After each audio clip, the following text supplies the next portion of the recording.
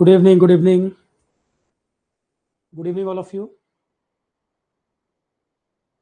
Audio video एक बार आप confirm कर दें, ठीक आ रहा है सभी को? ऑडियो वीडियो ठीक है, कोई नॉइज या इको तो नहीं आ रहा? तो यूपीएससी ने कैलेंडर रिलीज कर दिया है। इंजीनियरिंग सर्विसेज का भी डेट वगैरह सब आ गया है इसमें। तो अब पहला पॉइंट ये आता है, जो क्वेरी आ रही है कि सर अब हमें प्रिपरेशन कैसे रखनी है, किस टाइम पे कितने सब्जेक्ट हमारे रेडी हो जाएं, कैसे तैयारी होनी चाहिए। क्योंकि प्रॉब्लम क्या आ रही है कि सर और भी पेपर लाइंड अप है, किसी को कोल इंडिया देना है, किसी को यूपी पॉलिटेक्निक लेक्चरर, कुछ बिगनर बच्चे हैं जिनको ओनली ईएससी देना है। तो हर तरह का परमुटेशन कॉम्बिनेशन है। कुछ लोग जॉब के साथ तैयारी कर रहे हैं। तो एक एक करके बात कर लेते हैं, जो भी पॉइंट्स मुझे लग रहे हैं जरूरी इसमें।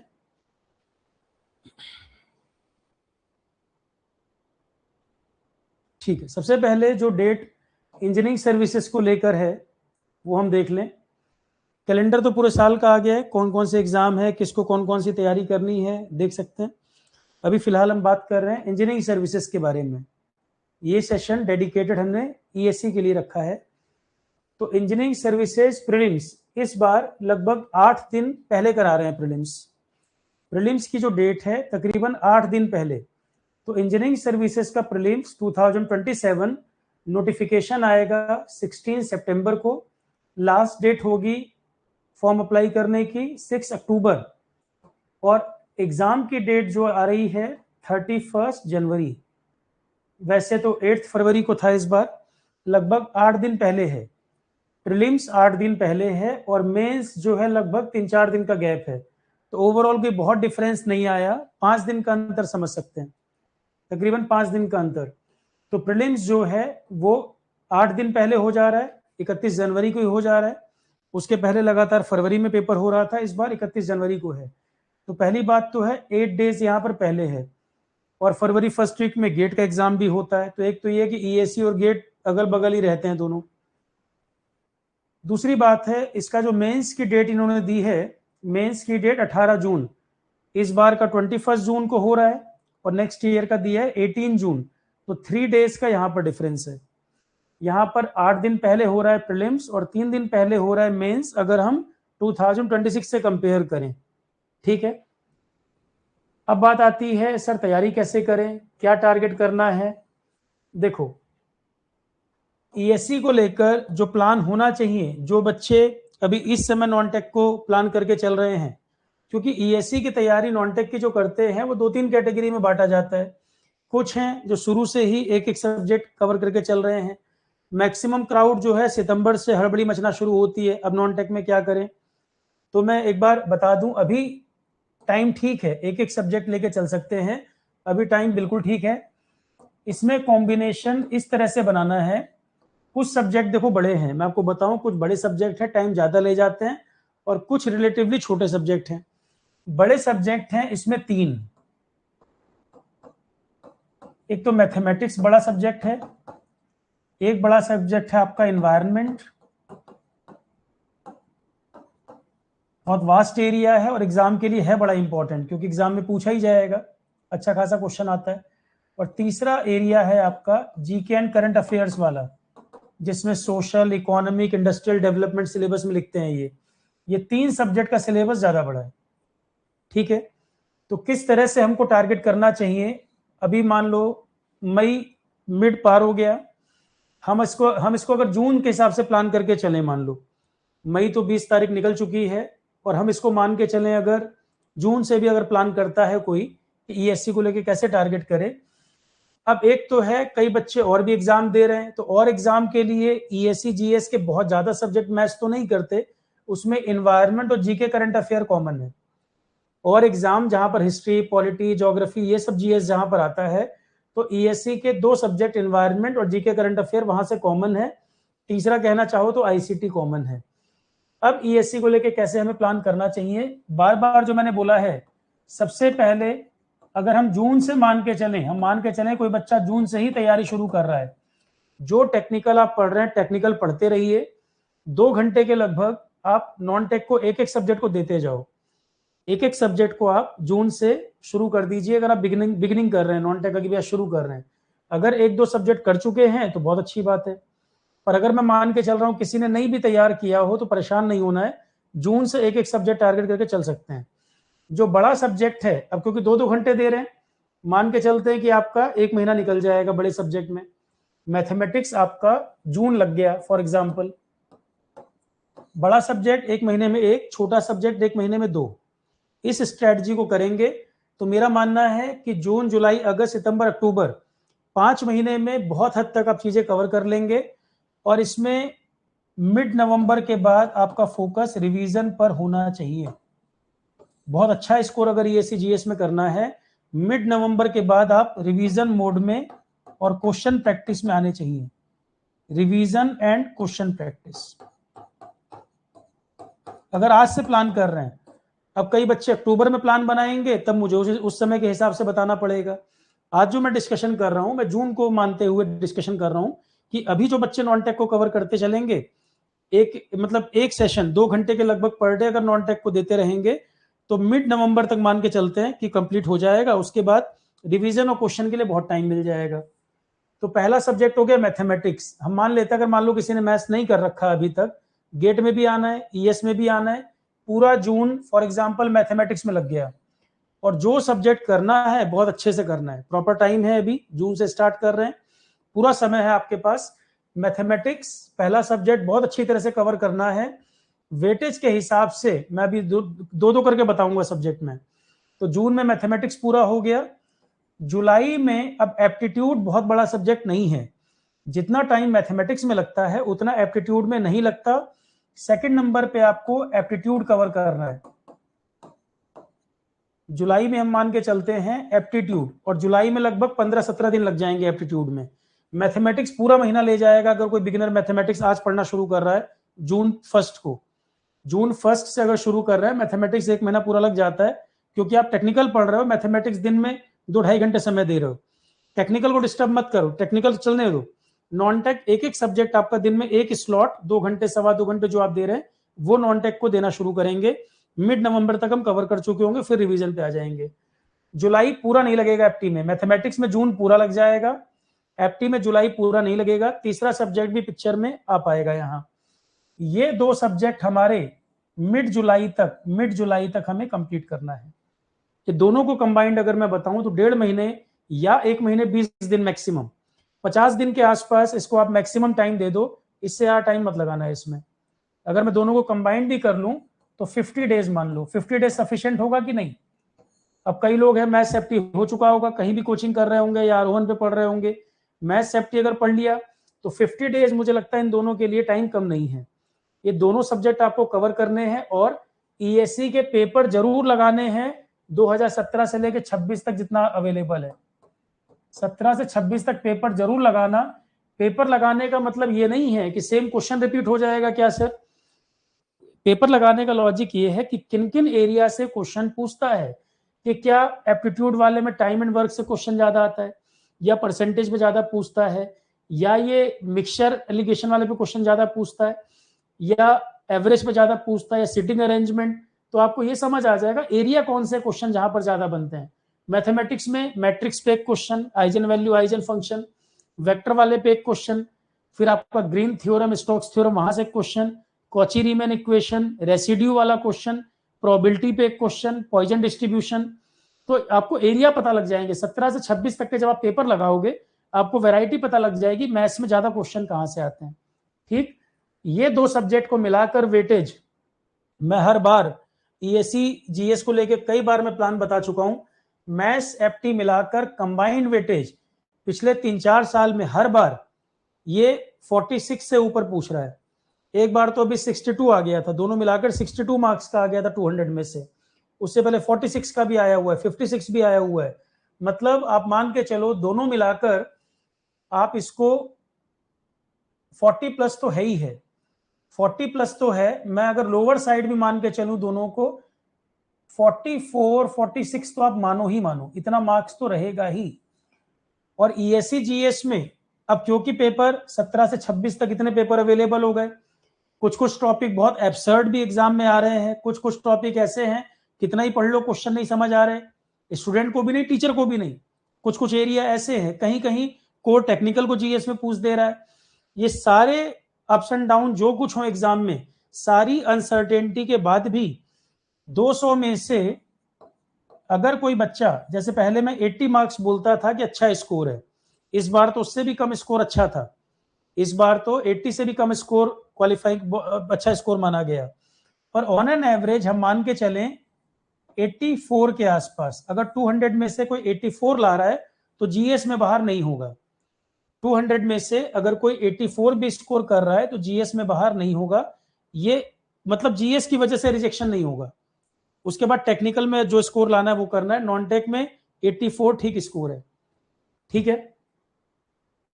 26 से पहले वाला जो पेपर था 25 वाला, वो रिलेटिवली आसान आया था।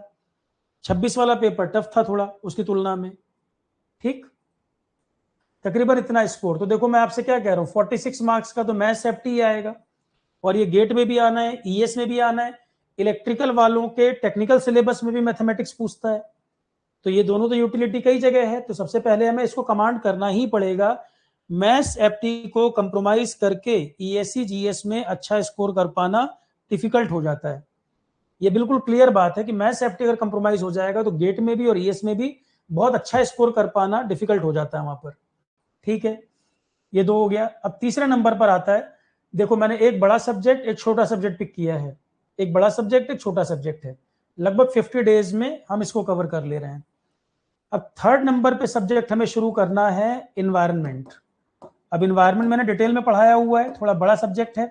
अच्छा एक बात और, इन्वायरमेंट वाला फोल्डर मैं अभी दिखा दे रहा हूं, जो उसमें अपडेशन आते हैं नए नए, कि आप कहोगे सर कुछ डाटा उसमें 23 का पड़ा हुआ है, तो उसमें थोड़े टॉपिक तो हैं, कोई लिस्ट है कुछ है, तो वो अपडेट करके मैंने पीडीएफ फोल्डर में ऊपर ऐड कर दिया नया। जैसे अर्थ आवर 2026 का थीम क्या था, अर्थ डे 2026 का थीम क्या था, तो ये तो करंट अफेयर में भी रिपीट होता है और इन्वायरमेंट वाले फोल्डर में पीडीएफ बना के ऊपर भी ऐड कर देते हैं।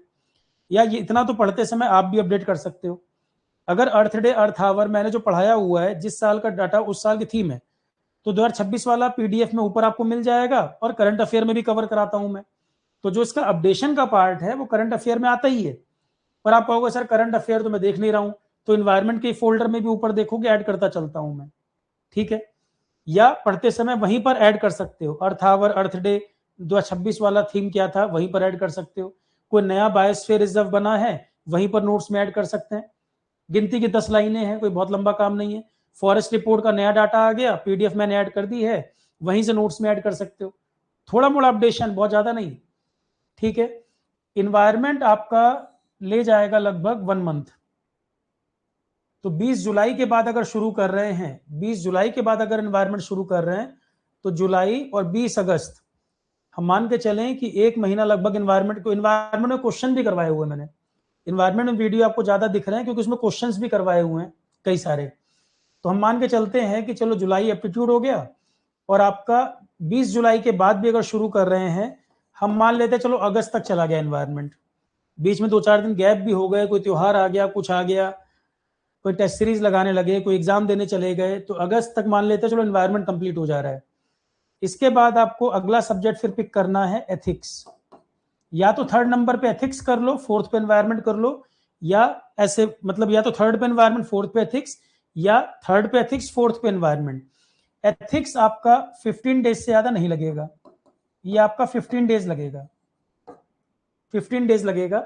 तो अगर 20 जुलाई को कंप्लीट हो रहा है एप्टीट्यूड, 20 जुलाई को अगर कंप्लीट हो रहा है और एथिक्स आप थर्ड नंबर पे कर रहे हो, तो ये आपका कंप्लीट हो जाएगा 5 अगस्त तक, 5 अगस्त तक। उसके बाद 25-26 दिन एनवायरनमेंट लगभग मिल रहा है। तो चलो हम इसको मान लेते हैं एनवायरनमेंट पूरा अगस्त, और 10 दिन एथिक्स के हम मान ले, मतलब 15 दिन एथिक्स को लग रहा है, 5 दिन जुलाई के अगर हम इसमें ले लेते हैं, तो हमें ये अगस्त पूरा सितंबर, 10 सितंबर तक हम मान के चले ये हम कवर कर लेंगे। नॉर्मल तरीके से पढ़ रहे हैं, 2-2 घंटे 2.5 घंटे रोज पढ़ रहे हैं, उस हिसाब से बता रहा हूं मैं, और टाइम प्रॉपर है। मैथ्स को पूरा 1 महीना मिल रहा है, एप्टी को आपको 20 दिन कम से कम मिल रहे हैं, एनवायरनमेंट को महीना भर लगभग पूरा मिल रहा है, एथिक्स को भी 15 दिन मिल रहे हैं। 10 सितंबर तक हम एथिक्स कंप्लीट कर सकते हैं। तो ये 4 जो क्रूशियल सब्जेक्ट है जहां एग्जाम में आते हैं और बनते हैं, जरूरी बात यहां पर है ये एग्जाम में आते हैं और ये सब्जेक्ट बनते हैं। आरोहन से बेटर ईएससी जीएस मुझे तो नहीं लगता किसी ने कराया है। जो बच्चे आरोहण पे पढ़ चुके हैं उनके यार दोस्त बाकी जगह पढ़ रहे हैं, आपस में बातचीत भी होती होगी। तो अगर ये एरिया आरोहण से नहीं बन रहा तो कहीं से नहीं बनेगा। अब एथिक्स में क्वेश्चन आप देख रहे हो, एथिक्स में लोग परेशान हो रहे हैं, पता नहीं कहां से पूछ दिया। हर बार आरोहण की कॉपी से क्वेश्चन फंस रहा है। सिर्फ एक बार पेपर एथिक्स का टफ पूछा था, जब ओवरऑल पेपर ही बहुत गंदा पूछा था। बाकी लगातार एथिक्स के क्वेश्चन आरोहण के नोट से बन जाते हैं। इन्वायरमेंट में भी एक दो क्वेश्चन नहीं कह सकते, मेजोरिटी जो आएगा कॉपी से बन जाएगा, एज इट इज कॉपी की लाइन। इन्वायरमेंट में भी, एथिक्स में भी। तो ये 4 सब्जेक्ट अगर हमारे अच्छे से तैयार हो जाते हैं, और वेटेज के हिसाब से इस बार तो खैर एथिक्स का अच्छा वेटेज था। इन्वायरमेंट एथिक्स अगर मैं कंबाइंड वेटेज बताऊं, हो सकता है कोई ज्यादा हो जाए कोई कम हो जाए, पर कंबाइंड वेटेज अगर मैं लेके चलूं तो आप मान के चलो, 1 मिनट, 20 और लगभग 16, अगर मैं कंजर्वेटिव साइड पे चलता हूं, कम से कम भी अगर मैं मान के चलूं, ये दोनों मिलाकर लगभग, अगर एथिक्स 20 का आएगा तो एनवायरमेंट लगभग 8 क्वेश्चन, 16, 36 के आसपास, 36 मार्क्स के आसपास आप मान के चलो। 36 मार्क्स के आसपास ये दोनों, मैं पेयर वाइज सब्जेक्ट बताता चल रहा हूं आपको, ठीक है। लगभग 36 नंबर का एनवायरमेंट और एथिक्स आ जाएगा। 3-4 क्वेश्चन नहीं कह सकते दोनों को मिलाकर, बाकी मेजोरिटी क्वेश्चन आपके इसी से बन जाएंगे जो क्लास में कराया गया। ये वो एरिया है जो एग्जाम में आएगा और बनेगा, यहां आपको परेशानी नहीं आएगी, ठीक है। तो अब अगर हम 10 सितंबर तक पहुंच गए, ये 4 सब्जेक्ट हमारे तैयार हो गए। अब इसके बाद हमारे रह गए 6 एरिया, है ना, 6 सब्जेक्ट रह गए, जिसमें 2 बड़े सब्जेक्ट भी हमारे निपट गए, तीसरा अभी रुक जाओ, तीसरे को अभी नहीं। ये 4 सब्जेक्ट हो गए, पहले फोटो खींचना खींच लो, फिर मैं अगला पोर्शन बताता हूं इसका। बाकी 6 सब्जेक्ट के लिए क्या अप्रोच रखना है फिर वो डिस्कस करते हैं।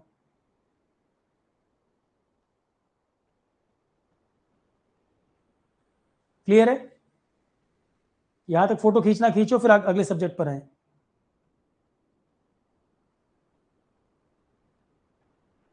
एथिक्स एनवायरनमेंट में कंप्लीट कवरेज है, कुछ करना ही नहीं उसके आगे। क्वेश्चंस भी हैं फोल्डर में, टेस्ट सीरीज भी इंक्लूड है, तो उससे ज्यादा कौन कराएगा मुझे बताओ।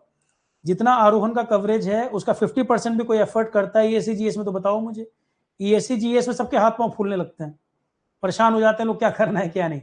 आरोहण का 50% भी कवरेज कोई नहीं कराने, इतना एफर्ट कोई करेगा ही नहीं ईएससी जीएस में, कि जहाँ क्वेश्चन भी पूरे पड़े हैं, थ्योरी भी कंप्लीट है, ऐड भी करते चल रहे हैं। ऐसे ऐसे टॉपिक ऐड हैं जहां मतलब लगातार हम इस पे फोकस कर रहे हैं कि बहुत अजीब अजीब एरिया भी जो ईएससी पूछ रहा है उसको भी हम टच करते चलें। कुछ मैंने एडिशनल टॉपिक करके पिछली बार ऐड किए थे, अभी दिखाऊंगा मैं कौन कौन से एरियाज हैं वहां पर, जिस तरफ पेपर जाता है कई बार टफ होने पर। ठीक है, 4 ये हो गए, अब अगले पर आते हैं। 10 सितंबर तक का हमारा ये प्लान हो गया। इसके बाद हम क्या क्या सब्जेक्ट कवर कर सकते हैं। 4 ये हो गए, अब आ जाते हैं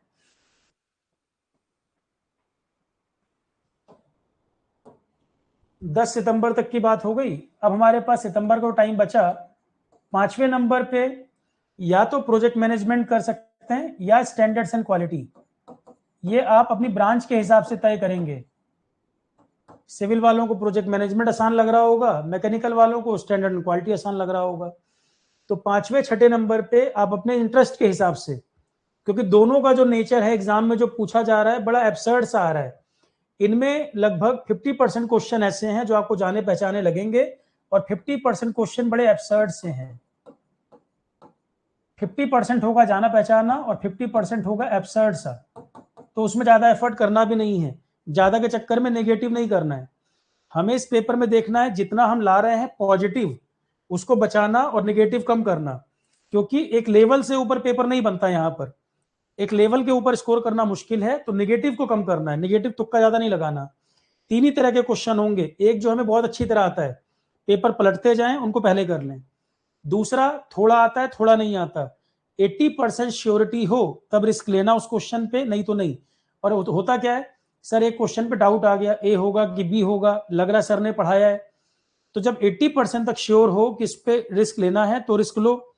और उसमें भी वो टिक करना जो पहला थॉट दिमाग में आता है। बहुत बार होता है सबकॉन्शियस माइंड हमारा कहता है ए आंसर है, पर फिर डाउट आता है नहीं बी हो सकता है, बी भी लग रहा है। मैक्सिमम टाइम सेकंड थॉट गलत निकलेगा, पहला थॉट सही निकलेगा। क्लियर है, पहला थॉट जो है वो सही निकलेगा। अगर रिस्क लेना, 2 कंडीशन है, 80% श्योरिटी हो तब रिस्क लेना है, और उसमें भी पहले थॉट पे जाना है। सेकंड थॉट मैक्सिमम गलत निकलता है। तो ये दो सब्जेक्ट जो हैं इनका नेचर थोड़ा मिलता जुलता है, ठीक।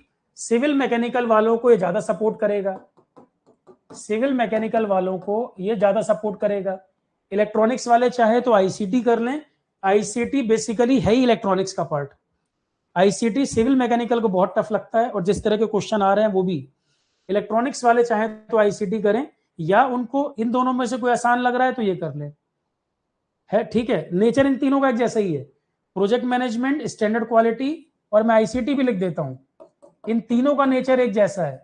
आईसीटी के जो क्वेश्चन टेक्निकल साइड से पूछ रहा है उसमें लोगों को हवा भी नहीं लगती क्या पूछ रहा है वो, बेहतर है उसको देखो और छोड़ो, उनके चक्कर में पढ़ना ही नहीं है। बिट पूछ रहा है, नंबर पूछ रहा है, न्यूमेरिकल डाटा पूछ रहा है, कौन बता पाएगा सिविल मैकेनिकल वाला। तो अननेसेसरी टाइम उसमें नहीं वेस्ट करना, जितना कराया गया है उसमें से आ जाए तो वेल एंड गुड, उसके बाहर टाइम वेस्ट नहीं करना। जैसे आईसीटी हमने जितना पढ़ाया, कंप्यूटर बेसिक्स भी आरोहण पे करवा दिया मैंने, अब उसके बाद भी आईसीटी अगर उल्टा पुल्टा पूछ रहा है तो उससे यार टाइम देना वर्थ नहीं है इसको, उससे यार टाइम देना इसको वर्थ नहीं है, ठीक। तो project management, standard quality, weightage के हिसाब से अगर मैं इन दोनों को मिलाकर बात करता हूं, प्रोजेक्ट मैनेजमेंट अगर कम है तो स्टैंडर्ड क्वालिटी ज्यादा आएगा, और अगर स्टैंडर्ड क्वालिटी कम है तो प्रोजेक्ट मैनेजमेंट ज्यादा आएगा। दोनों को मिलाकर मैं एक में 16 और 18 34 नंबर के आसपास मैं एक्सपेक्ट करता हूं। हालांकि हमें रेंज लिखना चाहिए 34 से 38, पर मैं दोनों को मिलाकर एक एवरेज अगर बताऊं 34 मार्क्स के आसपास मान रहा हूं। रेंज नहीं लिख रहा हूं मैं, एवरेज लेके लिख रहा हूं मैं। 32 से 36 मान लो अगर रेंज है, तो 34 के आसपास मैं मान के चल रहा हूं ये दोनों टॉपिक रहेंगे। इसमें भी आपका पर्ट सीपीएम से क्वेश्चन बहुत आता है। पर्ट सीपीएम पढ़ाया हुआ है मैंने, के नागराज बुक को रेफर किया हुआ है हमने, वहां पर जो नोट्स आपको बनवाए हैं, स्वॉट एनालिसिस, ये सब क्वेश्चन एग्जाम में देखने को मिलते हैं, पढ़ाए हुए हैं। स्टैंडर्ड एंड क्वालिटी में बार बार कह के भेजा है, हर बार कह के भेजा है भाई, 6 सिग्मा, टीक्यूएम, टीपीएम, यहां से तो क्वेश्चन आता ही आता है, यहां से क्वेश्चन जरूर देखने को मिलते हैं। 6 sigma, TQM, TPM, quality circle, quality circle, इस तरह के क्वेश्चन जो हैं देखने को मिलते हैं। अच्छा, एक एरिया मेंटेनेंस, इस बार मेंटेनेंस से भी क्वेश्चन अच्छे खासे आए हैं। आरोहण पे लास्ट टाइम ये हुआ भी है, मेंटेनेंस यूपीपीएससी एई में भी कराया गया था, मेंटेनेंस का टॉपिक यूपीपीएससी एई में भी कराया गया था, और इसमें भी कुछ टॉपिक अवेलेबल है, कुछ लेक्चर अवेलेबल हैं। तो इस तरह के टॉपिक, क्योंकि इसमें स्टैंडर्ड क्वालिटी सिलेबस देखोगे ना, उसमें कंस्ट्रक्शन, मेंटेनेंस, ये पूरा सिलेबस अगर देखोगे ईएस का, तो यहाँ पे कंस्ट्रक्शन, क्वालिटी सर्विसेज, ऐसे करके ये टॉपिक भी जोड़े हुए हैं, मेंटेनेंस भी लिखा हुआ है उसमें। तो स्टैंडर्ड क्वालिटी का पूरा सिलेबस देखोगे तो मेंटेनेंस भी उसमें है, ठीक है। स्टैंडर्ड एंड क्वालिटी आरोहण पर अभी चल रहा है, ऑनगोइंग है, फिर से ये सब्जेक्ट एक फैकल्टी करवा रहे हैं पूरा, और मैकेनिकल के फैकल्टी हैं, ये सब्जेक्ट भी मैकेनिकल का है, इंडस्ट्रियल इंजीनियरिंग का टॉपिक है, वैसे ये इंडस्ट्रियल इंजीनियरिंग का पार्ट है ये टॉपिक। तो आरोहण पे अभी फिर से चल रहा है, 2 लेक्चर हो गए हैं इसके, और मैंने उनको कहा है कि क्वेश्चन वगैरह भी ज्यादा से ज्यादा कराने हैं इसमें। तो जो जो सब्जेक्ट थोड़े अजीब से पूछ रहा है, हमारी कोशिश है कि आरोहण पे फिर से करा दिया जाए। तो स्टैंडर्ड क्वालिटी पहले हो रखा था, 1-2 लेक्चर में किसी को ऑडियो की दिक्कत आ रही थी, तो अभी हमने फिर से पूरा शुरू करवाया है, मैकेनिकल के ही फैकल्टी करा रहे हैं, एक्सपीरियंस फैकल्टी करा रहे हैं। 2 लेक्चर हुए हैं अभी, और ये 5 जून तक कंप्लीट हो जाएगा आरोहण पे। तो प्रीवियस बैच का भी स्टैंडर्ड क्वालिटी और नया फिर से कराया भी जा रहा है, 2 क्लास हो चुकी हैं, रेगुलर बेसिस पे क्लासेज आ रही हैं, फैकल्टी का कॉन्टैक्ट मेल आईडी भी प्रोवाइड किया जा रहा है, जितने डाउट हैं सब पूछो, और क्वेश्चन भी मैंने बोला ज्यादा से ज्यादा करवाने हैं, ठीक। प्रोजेक्ट मैनेजमेंट मैंने कराया हुआ है, के नागराज बुक मैंने बताया, के नागराज बुक को आधार माना था, उसी से नोट्स बनवाए थे मैंने, थ्योरी आपकी उसी से लिखवाई थी, और थ्योरी मैंने पढ़ाई थी प्रोजेक्ट मैनेजमेंट में, न्यूमेरिकल एक टीचर ने कराया था, न्यूमेरिकल भी करवाए थे हमने इसके अंदर। तो प्रोजेक्ट मैनेजमेंट में थ्योरी भी है, न्यूमेरिकल भी है, दोनों करवाया गया था। टाइम के हिसाब से आपको देखना है, और बड़े सब्जेक्ट नहीं है, दोनों ही बड़े सब्जेक्ट नहीं है। तो 10 सितंबर को अगर हम वो कंप्लीट कर रहे थे, तो हम इसको टाइम दे दें 10 सितंबर के बाद, अगर आप इसको कितना समय दे सकते हैं, 10 सितंबर के बाद मान लो 20 दिन प्रोजेक्ट मैनेजमेंट, तो सितंबर में ये कंप्लीट हो गया, और अक्टूबर में हम मान लें कि 20 दिन लगभग स्टैंडर्ड क्वालिटी, मतलब 40 डेज अगर हम इन दोनों को दे दें, 40 डेज अगर हम इन दोनों को दे दें, तो हमारा इसमें टाइम पहुंच गया 10 सितंबर के बाद 10 अक्टूबर, 20 अक्टूबर, 20 अक्टूबर तक हमारा यहां पहुंच गया टाइम, ठीक है, 20 अक्टूबर तक हम यहां तक पहुंच गए 6 सब्जेक्ट तक। अब देखते चलना कि 2-2.5 घंटे ही रेगुलर पढ़ रहे हैं, 2-2.5 घंटे अगर पढ़ रहे हैं कब तक हम कंप्लीट कर रहे हैं। कभी भी मैं ये नहीं कह रहा हूं कि 8-10 घंटे पढ़ना पड़ रहा है कोई सब्जेक्ट। टाइम मैनेजमेंट आप किस तरह से बनाते हो कि बाद में परेशानी ना हो। ठीक है, स्टैंडर्ड क्वालिटी कंप्लीट हो जाए। अच्छा, इन्वायरमेंट देखो मेरे हिसाब से बहुत कंप्रहेंसिव तरीके से पढ़ाया है। अगर आप कहोगे सर लाइव में दोबारा करा दो, मैं करवा तो दूंगा, लाइव में दिक्कत नहीं है, पर फिर लाइव आप स्टार्ट करवा दोगे फिर क्लास नहीं करोगे, क्योंकि पहले वाला ही बहुत कंप्रहेंसिव बना हुआ है। उससे ज्यादा कंटेंट नहीं बढ़ेगा, इतना कवरेज है इन्वायरमेंट में, और उससे बेहतर कवरेज भी नहीं मिलेगा, मैं ये भी कह सकता हूँ। अब अपने आप से मुझे नहीं कहना चाहिए कि मैंने पढ़ाया और मैं ही कह दूं अच्छा कवरेज है, वो तो आप जिसने पढ़ा हुआ है खुद ही बता देगा। बेहतर है कि वो एनवायरनमेंट जो पड़ा हुआ है वो कवर कर लें। सिर्फ अपडेशन कहीं कहीं अब करना होगा। नंबर ऑफ नेशनल पार्क कितने हो गए, पीडीएफ से भी ऐड कर सकते हैं, अपने से भी जोड़ सकते हैं, वो तो देखते ही पता लग रहा है सर यहाँ पे अपडेशन करना है 1 लाइन, और पूरे इन्वायरमेंट में 10-12 लाइन मुश्किल से ऐड करनी होंगी। नहीं ऐड करना है तो पीडीएफ में भी मैंने ऐड कर रखा है, वहां से भी नहीं करना है तो करंट अफेयर में भी करा रखा है, सेम अपडेशन कहीं ना कहीं से तो करोगे ही। अगली बात, अब आता है आईसीटी। तो सिविल मैकेनिकल वालों को मुझे लगता है ये आसान पड़ेगा। इसके बाद सिविल मैकेनिकल वाले मटेरियल साइंस का अपना पोर्शन कर सकते हैं या ड्राइंग का पार्ट कर सकते हैं अपने इंटरेस्ट के हिसाब से। आईसीटी और मटेरियल साइंस, अब मैं 2 सब्जेक्ट इसके बाद लेके चल रहा हूं, आईसीटी और मटेरियल साइंस। आईसीटी और मटेरियल साइंस, आईसीटी और मटेरियल साइंस। आईसीटी में बहुत टाइम नहीं देना है, आईसीटी बहुत लंबा टाइम नहीं लगेगा। ये दोनों सब्जेक्ट मिलाकर, मटेरियल साइंस और आईसीटी मिलाकर 1 महीने में ये दोनों हो जाने चाहिए मेरे हिसाब से, क्योंकि आईसीटी देखा जाए कायदे से 10 दिन के ऊपर का नहीं है।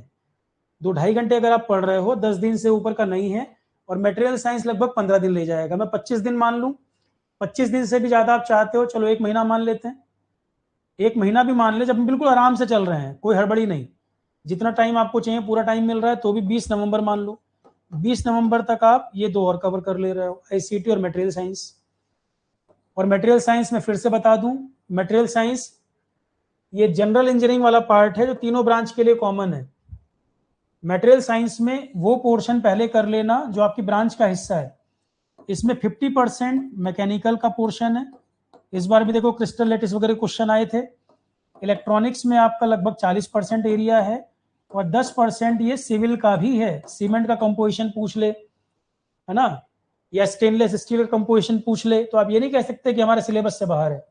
जनरल इंजीनियरिंग फर्स्ट ईयर में सबने पढ़ा हुआ है बीटेक में, ठीक है। तो जिसकी जो ब्रांच का पोर्शन है वो पहले तैयार तो कर सकता है इसमें। Ferromagnetic, paramagnetic, diamagnetic, crystal lattice, BCC, वो जो शेप बनते हैं कई तरह के, है ना, डिफेक्ट्स जो होते हैं मटेरियल के, Frenkel defect, Schottky defect, Hall effect, Fermi level, intrinsic semiconductor, extrinsic semiconductor, doping क्या होती है, ट्राईवेलेंट किसमें हम करते हैं, पेंटावेलेंट डोपिंग किसमें करते हैं, है ना, ये ये पीएन जंक्शन का क्या मतलब होता है, डायोड का बेसिक टर्म क्या होता है, डायोड का मीनिंग क्या है, ठीक, बेसिक क्वेश्चन। तो ये 3 ब्रांच का कॉमन एरिया है ये तीनों ब्रांच के लिए, पर अपनी अपनी ब्रांच का पोर्शन है। अगर दूसरा पोर्शन टफ भी लगे तो अपनी ब्रांच का तो कर सकते हैं, और दूसरी ब्रांच वाले का बहुत डिटेल में ना करें, ऊपर ऊपर देख सकते हैं। फॉर एग्जांपल, मैकेनिकल वाले को अपनी ब्रांच का पता है, ईसी में बहुत डिटेल में ना भी पता हो, उसको ये तो पता हो इंट्रिंसिक सेमीकंडक्टर क्या है, पी टाइप सेमीकंडक्टर क्या है, एन टाइप क्या है, ट्राइवेलेंट डोपिंग किसमें करते हैं, पेंटावेलेंट किसमें करते हैं, फर्मी लेवल का मतलब क्या है, पैरामैग्नेटिक फेरोमैग्नेटिक क्या, बेसिक टर्म्स तो पता हो, हॉल इफेक्ट की डेफिनेशन मतलब सुपरफिशियली। इसी प्रकार ईसी वाले को अपने ब्रांच पे तो कमांड है मटेरियल साइंस पे, मैकेनिकल वाला सुपरफिशियली कम से कम वो देख ले, क्योंकि ऑब्वियस सी बात है उतना डिटेल में तो एक्सपर्टीज नहीं हो सकता। मैकेनिकल वाला अपने मटेरियल साइंस में जितना कंफर्टेबल होगा, ईसी वाला उतना तो नहीं हो सकता, पर दूसरी ब्रांच वाले को सुपरफिशियली तो देख सकते हैं। सीमेंट का कंपोजिशन क्या है, स्टेनलेस स्टील का कंपोजिशन क्या है, फ्लाई ऐश का यूज क्या होता है, ग्रीन बिल्डिंग क्या होती है, तो हम कम से कम ऊपर टर्म्स देख सकते हैं। अपनी ब्रांच का तो अच्छे से कर सकते हैं कवर, दूसरी ब्रांच वाले में ऊपर सुपरफिशियल। और सुपरफिशियल क्यों कह रहा हूं, 17 से 26 तक के जब पेपर आप करेंगे तो कई सारे जनरल क्वेश्चन भी आपको नजर आएंगे। कोल का टाइप पूछ लेगा, सॉफ्ट कोल क्या होता है, आया हुआ है आपके एग्जाम में बिटुमिनस, ठीक। तो कम से कम जब आप 17 से 25-26 तक के पेपर लगाएंगे तो आपको ये मालूम चल जाएगा कि सारे क्वेश्चन बहुत डेप्थ में नहीं है, कुछ कुछ क्वेश्चन बहुत ऊपर ऊपर भी है कि ईसी वाला भी मैकेनिकल के मटेरियल साइंस के आंसर कर पा रहा है। टफ क्वेश्चन की बात नहीं कर रहा हूं, जो ऊपर ऊपर आसान क्वेश्चन होंगे। ठीक, चलो यहां पहुंच गए हम, कितना 20 नवंबर। अब ले दे के हमारे दो टॉपिक बचे, एक है ड्राइंग और करंट अफेयर्स। ठीक, अब इसमें एक चीज हमें देखनी है, यहां तक जब हम आ जाएंगे 8 सब्जेक्ट पे जब हम आ जाएंगे तब हम रिवीजन और क्वेश्चन प्रैक्टिस के मोड में चल रहे होंगे। मतलब मिड नवंबर तक आते आते हम क्वेश्चन प्रैक्टिस, टेस्ट सीरीज, ये सब चीजें एग्रेसिवली रिवीजन ये करना शुरू कर देंगे, क्योंकि इसके बाद हमारा क्या टॉपिक बचा ही है, इसके बाद हमारा टॉपिक बचा है, यहां तक हो गया। अब इसके बाद फिर हम थोड़ा सा टाइम बढ़ा सकते हैं, क्योंकि 20 नवंबर तक काफी चीजें आपकी तैयार हो चुकी होंगी। अब हमें टाइम बढ़ाना पड़ेगा, जैसे मान लो बचा डिजाइन, ड्राइंग एंड सेफ्टी। ये कोई बहुत बड़ा सब्जेक्ट नहीं है, सेफ्टी में मैंने लगभग 6 लेक्चर के आसपास कराए हुए हैं, और जल्दी कुछ टाइम पहले ही हुआ था। सेफ्टी में 6 के आसपास लेक्चर हैं। दूसरा आपका ड्राइंग, इनमें कोई बहुत टाइम नहीं लगेगा। दूसरा बचा जीके एंड करंट अफेयर्स। अब इसके बारे में समझ लीजिए, GK and current affairs. GK and current affairs paper है 31 जनवरी, आपको दिसंबर तक का डाटा पढ़ना है, दिसंबर 2026 तक का, और पीछे का 1 साल, 1 साल से थोड़ा सा ऊपर लेके भी चले अगर, तो नवंबर 2025 मान लेता हूं मैं। ठीक है, जीके एंड करंट अफेयर की ड्यूरेशन ये रहेगी। इकोनॉमी हम इसी में पढ़ाते हैं, इसी के साथ। तो design, drawing, safety, design, drawing, safety बहुत दिन नहीं लगना चाहिए। अगर टाइम बढ़ा लोगे, मैं इसको 12 दिन अगर मान लो असाइन करता हूं, तो 12 दिन में आराम से हो सकता है। 12 दिन कम टाइम नहीं है इसके लिए। तो नवंबर में आप ये 9 सब्जेक्ट तक कवर कर सकते हो। अब इसमें किसी सब्जेक्ट में किसी को टाइम कम लग रहा है तो मुझे यहीं पर बताओ कि सर इस सब्जेक्ट को आपने टाइम कम बताया। जो बड़े सब्जेक्ट थे उनको हमने सबको 1-1 महीना दिया, छोटे सब्जेक्ट को भी हमने 15-20 दिन सबको दिए हैं, और 2 सवा 2 घंटे पढ़ के ही, 2 घंटे पढ़ के रेगुलर हम 20 नवंबर तक हम अपने ये नवंबर पूरा करते करते 9 सब्जेक्ट तक पूरे कर पा रहे हैं। केवल क्या बचा, GK and current affairs. Material science not understanding for civil. Civil में बेसिक मटेरियल पार्ट ना, they may ask for example cement composition, gypsum use, stainless steel composition. तो some basic question they may ask, fly ash use, asbestos, clear है, road construction material, for example bitumen का use. तो इस type के question already आए भी हुए हैं, अगर एग्जाम में आएंगे तो यू कांट से कि this is not part of material science. Some basic question they may ask. Material science related to all 3 branches, clear है।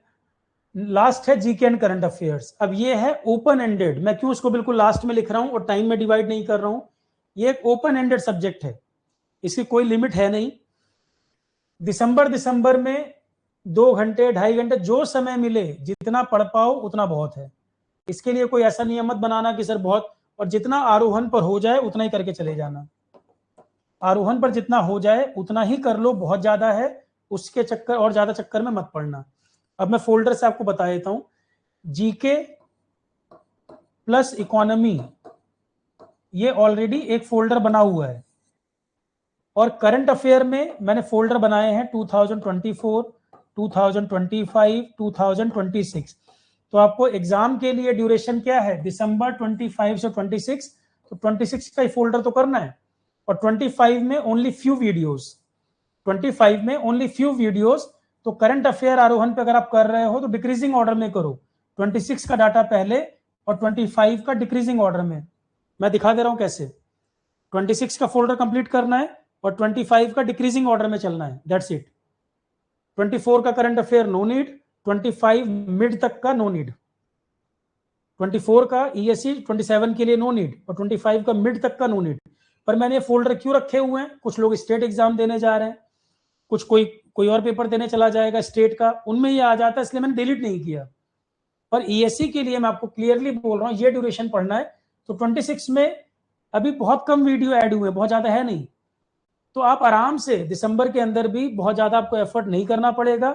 जितना मैं GK and current affair cover कर रहा हूं उतना ही। स्टैटिक जीके आप कर सकते हो, अपने एंड से करना है तो जीके प्लस इकोनॉमी, क्योंकि इकोनॉमी के concept, RBI, repo rate, bank rate, ये चीजें आप चाहो तो कुछ लेक्चर्स कवर कर लो। जीके प्लस इकोनॉमी स्टैटिक वाला जो पोर्शन है, करंट अफेयर 26 का डाटा, 25 में ओनली फ्यू वीडियो, नवंबर दिसंबर ओनली। अब तो काफी एफर्ट कम हो गया, फिल्टर हो गया। करंट अफेयर को लेकर परेशान थे, काफी एफर्ट कम हो गया, वीडियो मैंने ऑलमोस्ट आधे कर दिए इसमें। क्लियर है? तो करंट अफेयर दिसंबर में जितना हो सके, एक एक दो दो लेक्चर करके जितना हो जाए बहुत है, उससे यार टाइम मत लगाना। आराम से आप 15-20 नवंबर तक आते आते 9 सब्जेक्ट कवर करके आप अपना रिवीजन वगैरह शुरू कर सकते हो। 8 से 9 सब्जेक्ट आपके मिड नवंबर तक हो जा रहे हैं, जब आपका टेक्निकल अफेक्ट नहीं हो रहा, टेक्निकल को पूरा टाइम दे रहे हो आप, और नॉन टेक ग्रेजुअली होते होते नवंबर से आप क्वेश्चन रिवीजन ये सब कर सकते हैं। पेपर मैंने सॉल्व करवाए भी हुए हैं, 26 का पेपर छोड़ के बाकी सारे मैंने सॉल्व कराए हुए हैं। 26 का भी करा दूंगा कुछ टाइम में, टाइम बिल्कुल नहीं मैनेज हो पा रहा है अभी, 26 का भी करा दूंगा मैं कुछ टाइम में ही, और 25 तक का तो पूरा सॉल्व कराया हुआ है मैंने। ठीक, टेस्ट सीरीज मैंने आपके फोल्डर में 24 वाली भी ऐड कर रखी है, 25 वाली भी, सब्जेक्ट वाइज क्वेश्चन भी फोल्डर में ऐड कर रखे हैं EAC 27 में। अब मैं एक बार आपको दिखा दूं फोल्डर, ये है EAC वाला, ये EAC वाला कोर्स चल रहा है, जो नए बच्चे आरोहण उस पर यूट्यूब पे देखें, 20% डिस्काउंट एप्लीकेबल है। जो फीस दिखा रहा है वो आप पूरी फीस नहीं है, इस पर 20% डिस्काउंट अभी चल रहा है 1 जून तक। कंटेंट पर आ जाता हूं मैं। कंटेंट में देखो 17 से लेके 25 तक के पेपर सॉल्व कराए हुए मैंने, वीडियो डिस्कशन सबसे ऊपर पड़ा हुआ है। जो सब्जेक्ट कंप्लीट है, मैथमेटिक्स 65 लेक्चर्स पड़े हुए हैं, एप्टीट्यूड 27 वीडियोस है, कंप्लीट है दोनों। एप्टीट्यूड मैंने दूसरे टीचर का भी दे रखा है इसमें, किसी को लगे कि एप्टीट्यूड और प्रैक्टिस करना है तो एक दूसरे टीचर है, सीसेट पढ़ाते हैं, एक बड़े नामी इंस्टीट्यूट में सीसेट के फैकल्टी हैं, उनके भी एप्टीट्यूड के लेक्चर दे दिए है मैंने। किसी को लग रहा है गेट के लिए प्रैक्टिस करना है, EAC के लिए करना है, एथिक्स के 15 लेक्चर हैं, काफी है कवरेज, क्योंकि हर बार इतने से बन जा रहा है, अननेसेसरी बहुत बढ़ाने का कोई लॉजिक नहीं है। एक आध लेक्चर ऐड करना है, मैं अपने आप करूंगा, पर काफी कंटेंट है, इतना भी कवर हो जाए बड़ी बात है। एनर्जी इन्वायरमेंट अच्छे खासे वीडियो पड़े हुए हैं। किसी को एनवायरमेंट और बढ़ाना हो, किसी को लग रहा है सर एनवायरमेंट पढ़ लिया और क्या करूं, तो एनवायरमेंट का ही एक पार्ट होता है disaster management.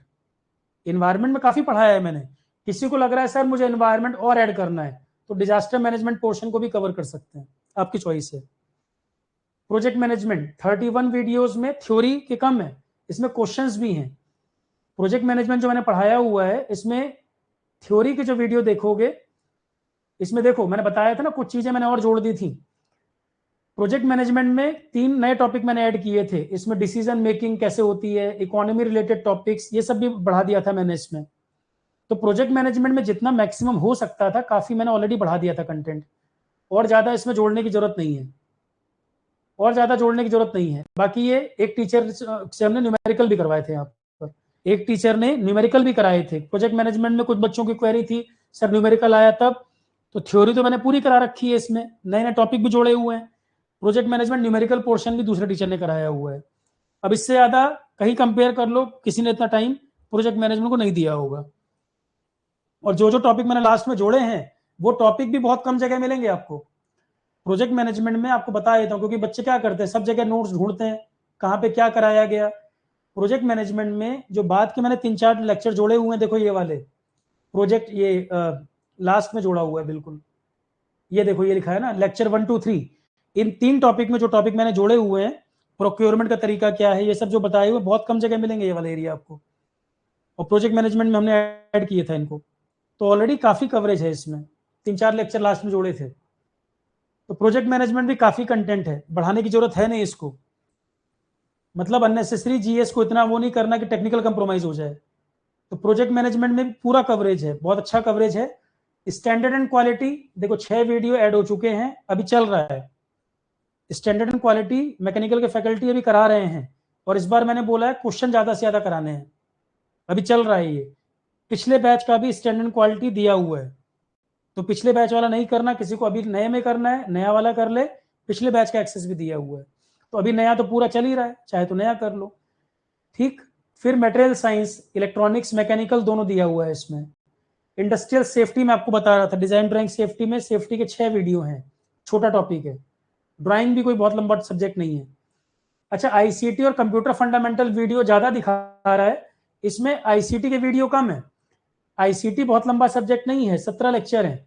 Fundamental of computer जो है ना, इसके वीडियो दिख रहे हैं और सारे वीडियो लंबे नहीं है, कोई आधे घंटे का है, कोई 35 मिनट का है, इफेक्टिवली 23-24 घंटे का है फंडामेंटल ऑफ कंप्यूटर।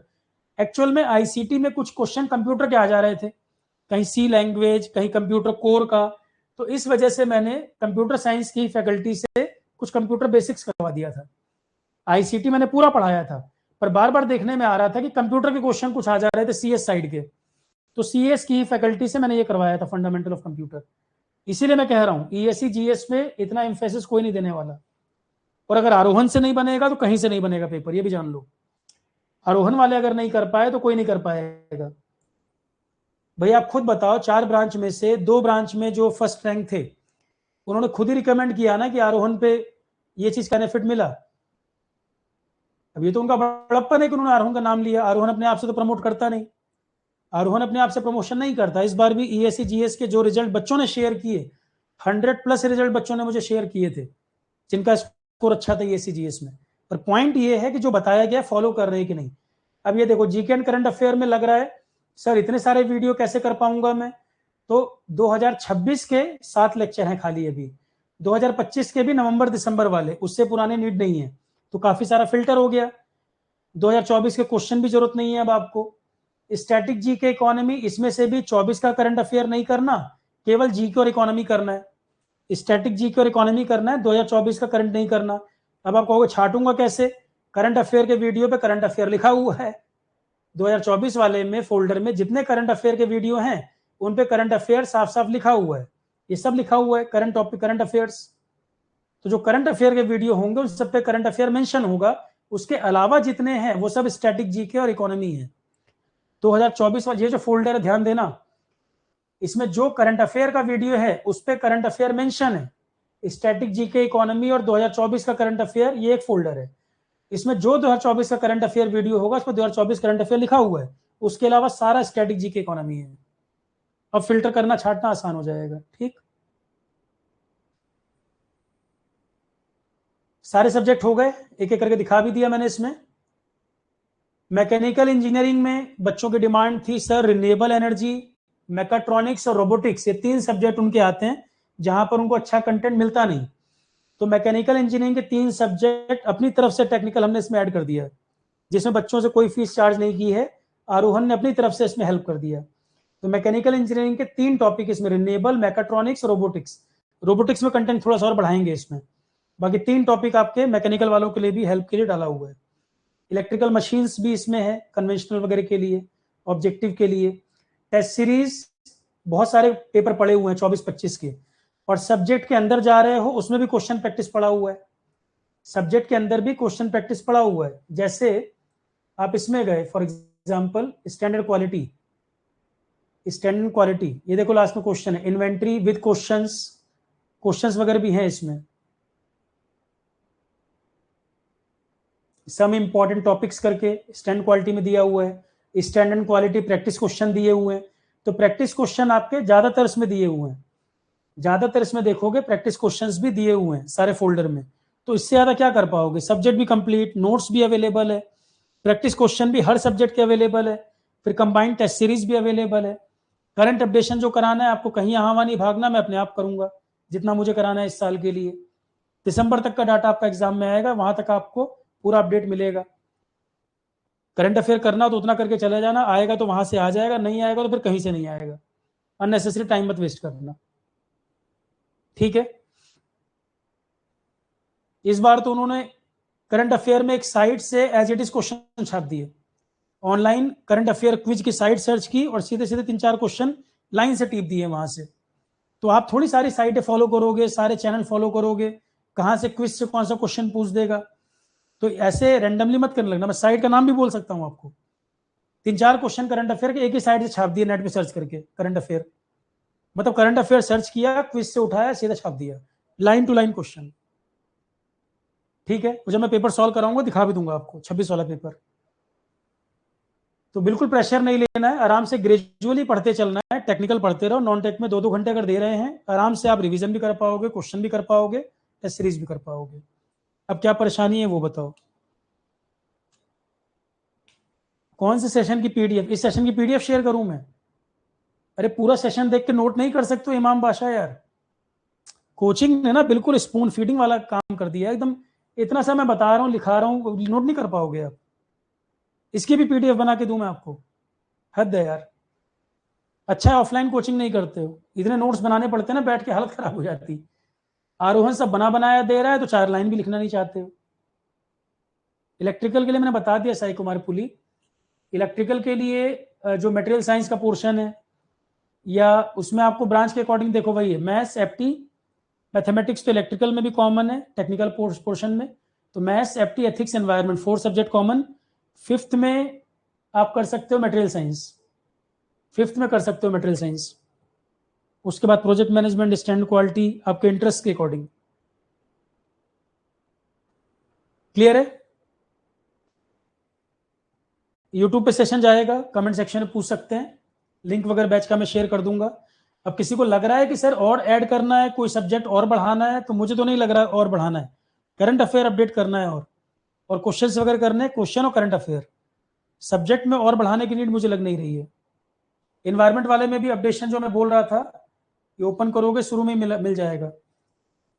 इन्वायरमेंट में कुछ अपडेशन मैंने ऊपर ही डाल दिया है, देखो ये रहा अपडेशन 2025 इन्वायरमेंट। और करंट अफेयर में भी अपडेशन आता रहता है, सारा अपडेशन जो है करंट अफेयर में भी कराया है, यहाँ अलग से भी ऐड कर दिया है मैंने। तो अब 2026 का डाटा आएगा, वो भी ऐड कर देंगे, ठीक है? या अपने से भी पढ़ते टाइम अपडेट कर सकते हो। फॉर एग्जाम्पल अर्थ आवर पढ़ रहे हो, 25 में थीम ये थी, इस बार की थीम क्या है वही नोट कर लो। अर्थ डे का थीम क्या था, इस बार क्या है, वही अपडेट कर लो, उसमें तो कुछ नहीं है। नितांत, आरोहन पे आप 26 वाले बैच में हो, ईएससी के, या 27 में हो, दोनों को बराबर एक्सेस है, कुछ भी कम नहीं। ईएससी 2026, ईएससी 2027, दोनों बैच को सेम एक्सेस है, कुछ भी कम नहीं है। अच्छा, एक बैच से बच्चे कंफ्यूज होते हैं। एक बैच था आरोहन का और एग्जाम दोस्त। एग्जाम दोस्त जो इंस्टीट्यूट है, आरोहन का एक कह सकते हो टाइप था एक बैच के लिए, जिसमें 8 सब्जेक्ट हैं। तो कई बार बच्चे ईएससी के लिए एनरोल करते हैं और वो वाला बैच करते हैं, फिर कहते हैं मैथ सेफ्टी नहीं मिल रहा। वो 8 सब्जेक्ट वाला बैच है, इसीलिए फी में डिफरेंस है। ईएससी फुल कोर्स जो आरोहन का है वो ये वाला है। ईएससी फुल कोर्स आरोहन का ये वाला है, जिसमें 10 सब्जेक्ट्स हैं, ठीक है? और वो ESC batch, ESC GS exam दोस्त वाला जो है, उसमें 8 सब्जेक्ट हैं, क्योंकि मैथ सेफ्टी उनको नीड नहीं थी, वो अपना खुद कराते हैं। ये डिफरेंस है दोनों बैचेस में। क्लियर है? हाँ, आरोहन की टीम ने ये फोटो भी इतनी बढ़िया बना के डाली है, ये एआई का कमाल है। ये रियल फोटो थोड़ी है, ये एआई से बनाई है ये।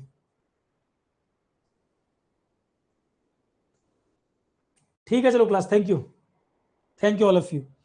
अब क्लैरिटी हो गई होगी। कोई प्रॉब्लम कहीं पर आए, कोई डाउट हो तो बताओ मुझे। जो भी जहां अपडेट करते चलना है मैं अपने आप कराते जाऊंगा, पर ये जो बताया है वो रेडी करते चलो आप। करंट अफेयर वगैरह अपने आप अपडेट होता जाएगा दिसंबर तक, चिंता नहीं करो। ठीक है, किसी का कोई डाउट है ऐप पे पूछ लीजिए, या यूट्यूब में कमेंट सेक्शन में पूछ सकते हैं। नितान ने पूछा टेक्निकल लगभग कंप्लीट हो चुका है, टनल ब्रिज वाला पोर्शन बचा है, बाकी नॉन टेक आपके वाले बैच से पढ़ रहा हूँ। नॉन टेक में चिंता ही नहीं करो यार, यहाँ से नहीं आएगा तो कहीं से नहीं आएगा। नॉन टेक में मैं बता तो रहा हूँ, देखो आरोहन मेरा अपना प्लेटफॉर्म है, इसलिए कह दूं, इसलिए नहीं। जो ईएससी जीएस की जरूरत है उसी के हिसाब से बना ये पूरा बैच, और जिसने जो टॉपिक पढ़ाया है वो अपने सब्जेक्ट का बेस्ट है। तो आरोहन का जो ईएससी जीएस का इसलिए ये कोर्स है, उससे बेटर ऑप्शन कहीं नहीं मिलने वाला। जो पढ़ रहे होंगे उनसे भी कंपेयर कर लेना, या वीडियो दिखा देना उनको, कंपैरिजन भी, या नोट्स चेक करा देना, पता लग जाएगा। इतना कोई नहीं कराने वाला ईएससी जीएस प्रीलिम्स को लेकर, और वो भी इस फीस में। आरोहन कितनी फीस ले रहा है? 3600 के आसपास। उस फीस में उतना कवरेज कोई नहीं कराने वाला, और वो भी बेस्ट फैकल्टी। ठीक है, चलो class, thank you all of you, good night.